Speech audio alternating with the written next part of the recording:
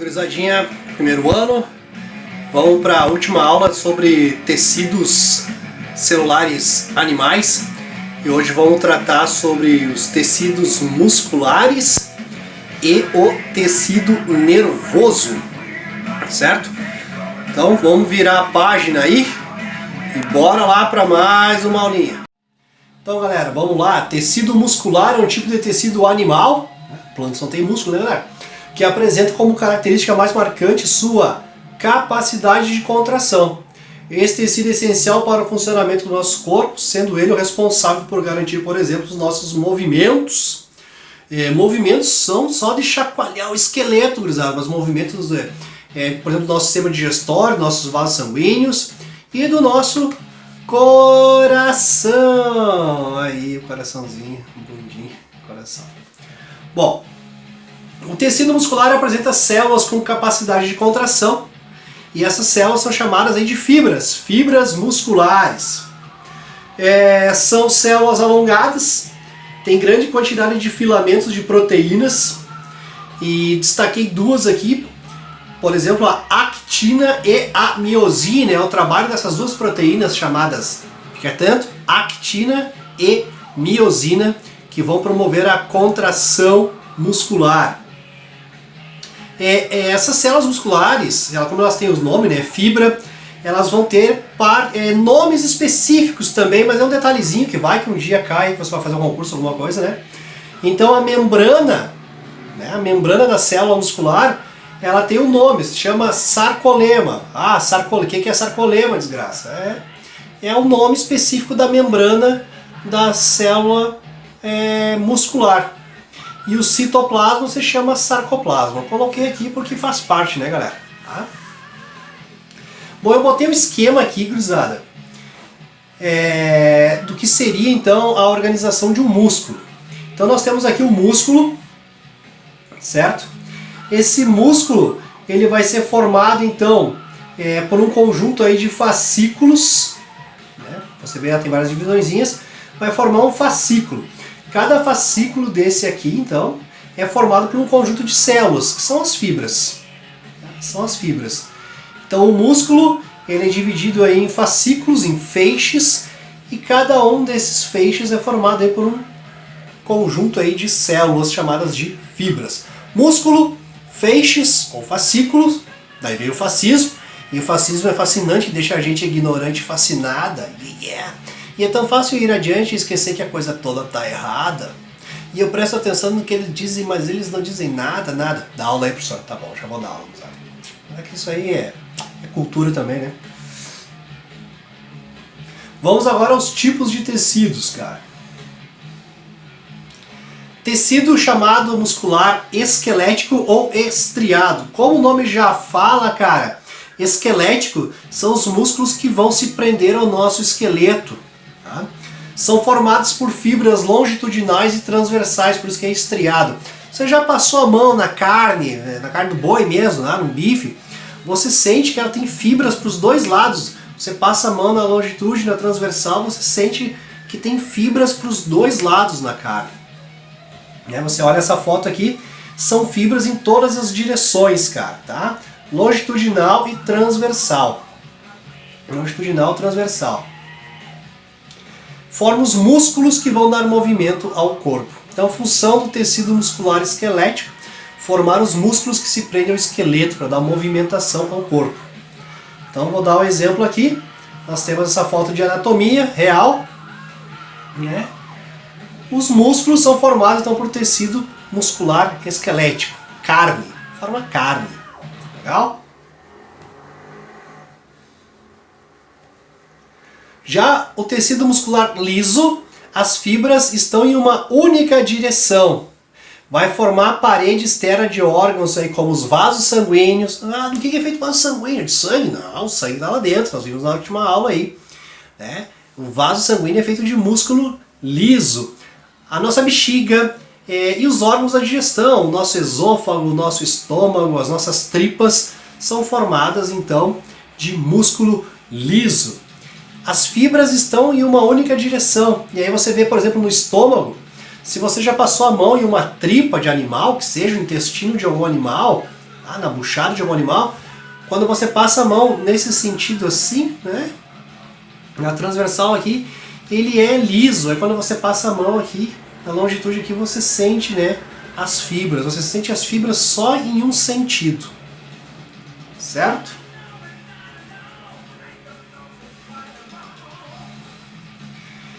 E o último é o tecido muscular cardíaco. Aí tá a foto dele aí. Formado por fibras em ambas as direções também. Vai formar o miocárdio, que é o músculo do nosso coração. E eu botei um detalhe aqui, ó, que possui um grande número de mitocôndrias.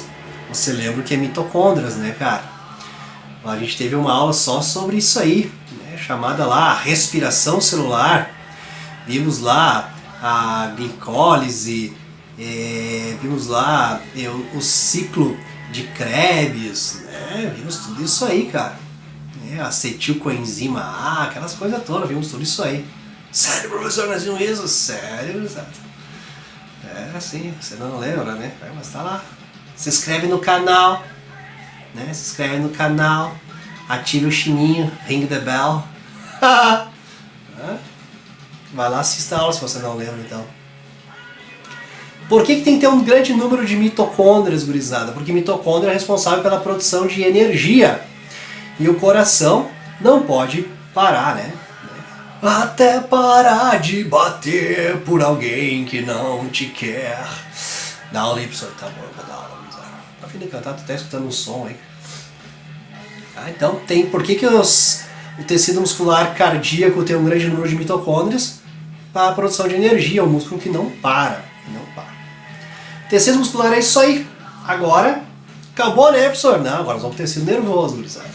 Você se acalme. Você não fique nervoso, que agora vamos ensinar o tecido nervoso. Então, o tecido nervoso, tá aqui a fotinho dele, né? Tecido nervoso que vai formar todos os órgãos aí do nosso encéfalo, né? Nosso cérebro, cerebelo, bulbo, ponte, hipotálamo, que vai o tronco encefálico, medula espinhal, os nervos raquidianos e cranianos, nervos sensitivos, motores e mistos. É coisa, hein? E esse tecido nervoso, então, ele é sensível a vários estímulos, tanto do meio externo quanto do interior do nosso organismo. Ao ser estimulado, esse tecido torna-se capaz de conduzir os impulsos nervosos de maneira rápida e às vezes por distâncias relativamente grandes. Nós vamos ver aqui o que é esse impulso nervoso, tá? Como que ele funciona. Então aqui tem uma foto de microscopia óptica, aonde estão aparecendo aqui as células nervosas. As principais delas aí que são os neurônios. Queimar neurônio, né? Bom, então o neurônio é formado basicamente pelo seguinte, cara, a célula nervosa. Ele tem esse formato estrelado e alongado, onde nós vamos ter o corpo celular, onde vai ficar o núcleo, com material genético, que vai ser responsável pela multiplicação dele. Tá? Vai ter aqui os dendritos e o axônio, são prolongamentos. Cara, o neurônio, célula nervosa, ela é responsável por produzir, transmitir e receber informações químicas que vão controlar todo o nosso organismo. Tá? Então os neurônios, as células nervosas, são responsáveis por produzir, transmitir e receber informações de uma célula para outra, né, e transmitir para todo o nosso organismo para controlar todo o nosso organismo. Então, na parte da frente, no dendrito, recebe informação, é por onde a substância química vai entrar. E pelo axônio é onde, essa parte aqui de trás, é por onde sai a informação. Eu vou mostrar isso aí no finalzinho sobre impulso nervoso. Tá? Então, dendrito recebe informação, axônio transmite. Essa informação são substâncias químicas produzidas pela própria célula nervosa, certo? Mielina mantém a direção da informação. Bainha de mielina, cara, bem importante isso aqui, então te liga aí, cara. Te liga aí. A bainha de mielina é uma capa, ela é feita de gordura, tá? Gordura. E ela mantém o fluxo, cara, ela mantém a direção dos impulsos nervosos, certo? Os impulsos nervosos, as substâncias químicas vão entrar por essa extremidade e sair por essa. E isso aqui vai ser um isolante, cara, para que essas substâncias químicas não se dissipem, para que elas não se percam. Tá entendendo? Então a bainha de mielina é extremamente importante para a condução das informações nervosas, tá? Os neurotransmissores aí. Algumas doenças genéticas, uma se chama adrenoleucodistrofia, esse nome grande mesmo, adrenoleucodistrofia. Tem um filme que trata a respeito disso, chamado óleo de óleo, né, de graxa, óleo de Lorenzo. Tá? Tem aí, você pode procurar aí nas plataformas em que você vai achar uma história real que trata dessa doença. E também tem outro detalhe aí da esclerose múltipla, também tem a ver um pouquinho aí, um pouco não, tem a ver também com degeneração da bainha de mielina.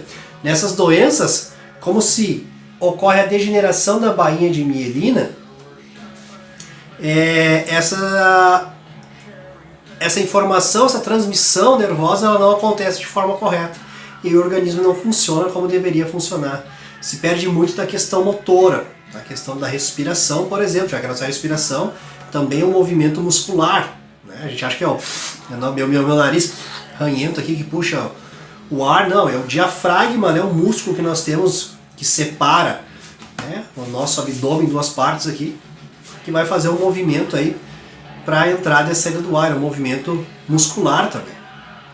Tá? Então, quando a bainha de mielina ela é degenerada, tá, por essas duas doenças que eu falei aí, ocorre então essa perda, ocorre a perda do fluxo das informações nervosas. Nós tratamos disso também, uma aula lá no começo, sobre organelas, onde eu falei sobre peroxissomos. É uma organela responsável, né, pela questão dos lipídios na célula, a questão das gorduras. Tá? E eu acho que eu ainda comentei sobre essa doença, a adrenoleucodistrofia. Se você não lembra, você se inscreve no canal, você dá lá o seu gosteizinho e ative seu sininho. Ring the bell. Ring the bell. Vocês não sabem por que eu dou risada do Ring the Bell, né, cruzada? Ring the Bell é uma música, cara. Uma música antiga aí, né, que é Toque Meu Sino. Você vai ler a letra lá de Ring the Bell. Toque Sino. Essa gurizada não é fácil. Vocês não são fáceis, gurizada. Vocês não são fáceis. Bom, gurizada. Essa parte aqui, ó, do neurônio, quando forma um conjunto dessas células aqui, várias delas, é uma parte escura. Essa outra parte, esse prolongamento, a bainha de mielina, como ela é feita de gordura, é uma parte branca. E isso a gente vê aqui, ó. Vou mostrar uma foto de um cérebro de verdade. Se você tem nojinho, ai professor, eu tenho nojo. Ai que nojo, professor, você não olha agora. Fecha seus olhos, graça. Bom, então aqui é um cérebro, né? E você vê então aqui tem, né, o gray, né, de cinza, e white, branco. O nosso cérebro, o sistema nervoso, todo ele, cara, ele tem uma parte escura e uma parte branca. Então a parte escura, né, mais externa, mais pro lado de fora, é onde estão os dendritos. A parte branca, mais interna, mais para dentro, é onde estão os axônios, que tem a bainha de mielina. Tá? Então os receptores estão mais para fora e o transmissor está mais para dentro. Na nossa medula espinhal, que passa na nossa coluna, é o contrário. Ela é branca por fora e escura por dentro. Porque lá estão os transmissores, né, que vão mandar a informação. Certo?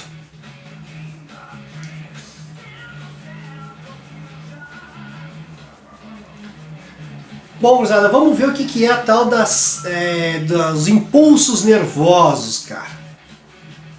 Então vamos ver aqui, ó. Nós temos duas células nervosas aqui. Temos um neurônio aqui e outro neurônio aqui. Então, os neurônios são células capazes de produzir e transmitir substâncias químicas para controlar todo o nosso organismo, certo? Como que ocorre isso? Ocorre a saída pelo axônio e a entrada pelo dendrito. Tá? Então, sai pelo axônio e recebe pelo dendrito. Tá? Legal? Transmite pelo axônio, recebe pelo dendrito. Ok? Legal. Você está vendo aqui que tem um nomezinho chamado sinapse, né? Por isso que fala neurônio pré e neurônio pós. Esse é o que está mandando e esse é o que está recebendo. Está mandando aqui e recebendo aqui. Sinapse, cara. Sinapse é o intervalo que essas células nervosas elas não se tocam. Você vê nesse outro esquema aqui embaixo. Ó. Aqui eu tenho o neurônio que está transmitindo, que seria esse aqui. Estou pegando essa parte aqui e ampliando, né? Uma partezinha aqui do axônio, tá? E aqui eu estou pegando uma partezinha do dendrito aqui, ó. Então aí tá as coresinhas, né? Um pouquinho mais amarelinho e um pouquinho mais vermelhinho para cá.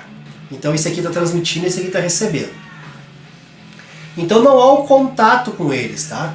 Então a sinapse, o que são sinapses? Sinapses é a passagem de informação, é a passagem de substâncias químicas de uma célula nervosa para outra. Isso são sinapses. Tá? É o chamado impulso nervoso, é a passagem de neurosubstâncias de uma célula nervosa para outra. Certo? Sinapses. E eles não se tocam. Então vão sair substâncias daqui para substâncias de lá. Eu sei que está difícil de enxergar, mas aqui está escrito aqui uns Na+, uns K também, né, de sódio e potássio. Hoje eu estou relembrando bastante, hein, cara. E nós tivemos também numa aula, uma das primeiras aulas que eu gravei para vocês, sobre membrana plasmática, que eu tratei lá a bomba sódio e potássio. Se inscrevem no canal, ring the bell.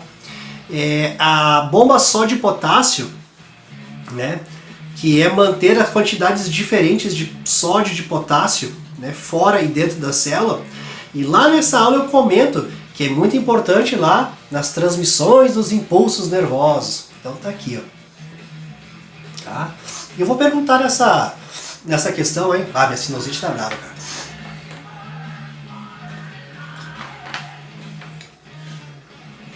Né? Que fator é importante para que ocorra a sinapse de forma correta, né? A bomba sódio e potássio, cara, né? E manter essa diferença de sódio e potássio no interior e no exterior da célula para que as substâncias químicas passem de uma célula para outra. Então veja quanta informação eu estou te dando aqui, ó. Direção do impulso nervoso. Sai do axônio, recebe no dendrito. Essa é uma informação. Sinapse. O que é sinapse? A passagem de substâncias neuroquímicas de uma célula nervosa para outra. Estas células não se tocam. Né? Uma célula vai se tocar na outra, vai começar a tocar e tu vai ter aí um aneurisma. Aí. Tá? E o que é importante para que essas sinapses, para que essas substâncias químicas passem de uma célula para outra? Que ocorra o processo na membrana dessas células, chamado bomba sódio-potássio. Tá? Para que ocorra isso aí. Certo, galerinha? Outro detalhezinho que eu vou falar aqui são as chamadas células da glia. Porque além dos neurônios, né, que estão aqui em amarelinho, nós temos aqui em azul, né, células da glia. O nosso sistema nervoso, né, que é formado, na maior parte dele, o nosso cérebro, ele é formado, né, por neurônios, mas não é só isso, nós temos células de preenchimento e células que vão manter esses neurônios presos, estáveis, certo? Até porque eles não se tocam, como eu comentei, né? Então nós vamos ter aqui, ó, aqui nós temos um neurônio, aqui nós temos outro neurônio, e aqui nós temos, ó, por exemplo, as células da glia. Células da glia possuem a função de envolver e nutrir os neurônios, mantendo-os unidos, né? Unidos sem se tocar. Então são células de sustentação dos neurônios, que vão manter eles ali no lugar correto. Células da glia. Certo, gurizadinha? Essa, então, é a última aula sobre tecidos animais, certo? E eu acredito que ainda vai ter mais uma aula, se der tempo aí, que eu vou trazer sobre os tecidos vegetais pra gente fechar a tampa aí. Valeu, galera! Se inscreve no canal, deixe ali o seu gosteizinho, né? Seu like, seu gosteizinho e ring the bell. Abraço, gurizada!